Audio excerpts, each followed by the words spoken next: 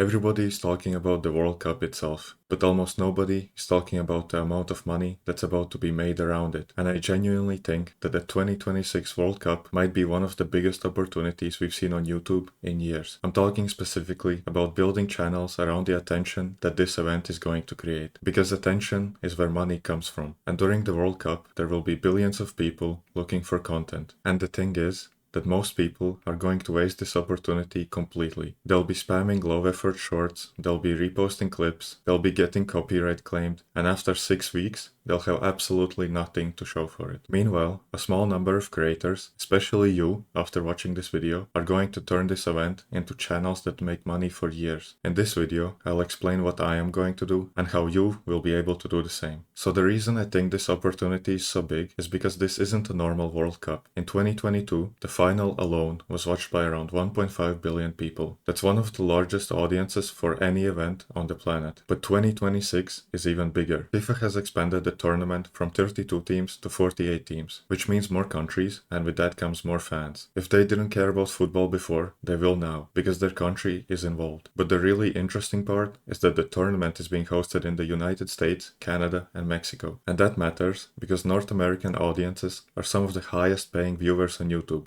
Advertisers love these audiences, and whenever advertisers spend more money, creators also make more money. So we're potentially looking at more viewers and a higher RPM happening at the same time, which is a pretty crazy combination. But this is where most people are going to completely fail. Everyone thinks they'll just download football clips, throw together some highlights, upload them and make money. And honestly, if you do it like that, you deserve to have a dead channel. This is because FIFA owns their footage. Even if you manage to get away with it for a while, eventually you're building your business on something you don't actually own. And that's incredibly stupid. The people who are going to win aren't necessarily the fastest creators. They're going to be the creators telling the best stories. Just think about it. Nobody really remembers highlights, but people remember stories, and stories never expire. That's why channels like these can pull millions of views without relying on copyrighted clips. They're selling narratives, emotions, and curiosity, not just footage. And that's exactly what I would focus on. Now here's the type of videos I would actually make. The first one would be player stories. Videos about Ronaldo, Messi, Mbappe, and other stars, especially the upcoming ones, are basically unlimited because people love watching the journey behind success. Then I'd make drama videos. Football is full of betrayals, scandals, rivalries, and controversial moments, and people are naturally attracted to drama. That's why these videos get ridiculous click-through rates. Another angle I think is massively underrated is explaining football to casual fans. Millions of people in North America are going to start watching football during the World Cup, and many of them don't understand things like offside or why players sometimes fake injuries. Simple videos explaining those topics could do incredibly well. And then of course there are the emotional stories, like impossible comebacks, underdogs, greatest goals and the biggest upsets. Those kind of videos trigger emotions, and emotion is what drives views. Finally, I'd cover predictions and reactions, because every day during the tournament something unexpected is going to happen. So you have to be ready to take advantage of that. Now here's something most people don't understand. You're not gonna win by being the fastest. You're gonna win by being slightly better than others. Because during the World Cup, millions of creators are going to rush into the football niche. Most of them are going to upload videos made with stock footage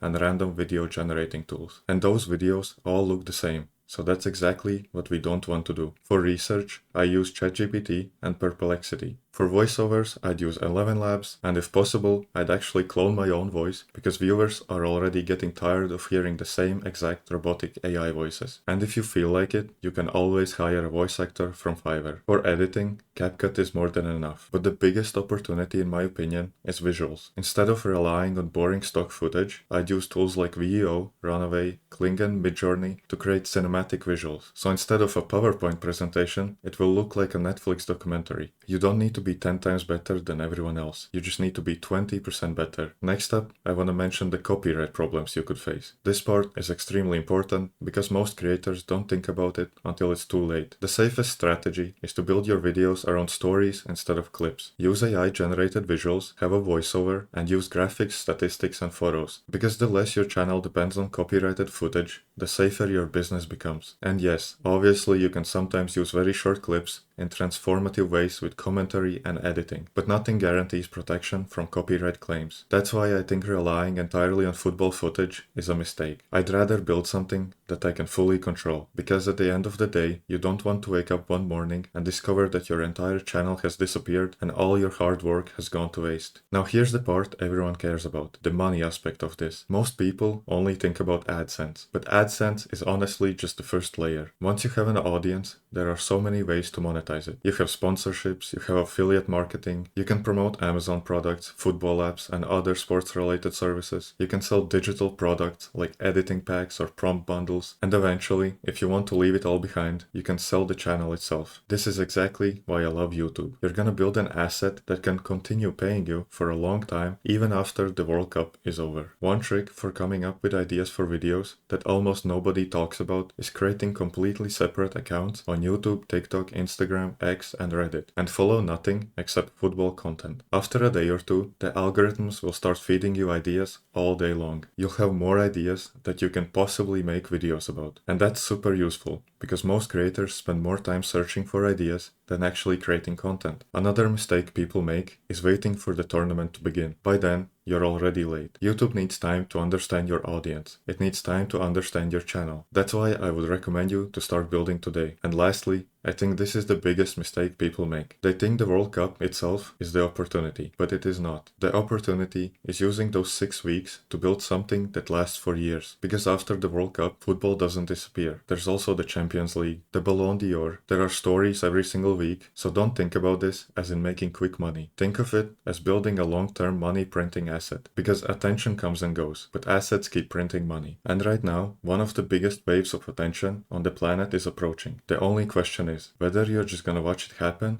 or build something from it.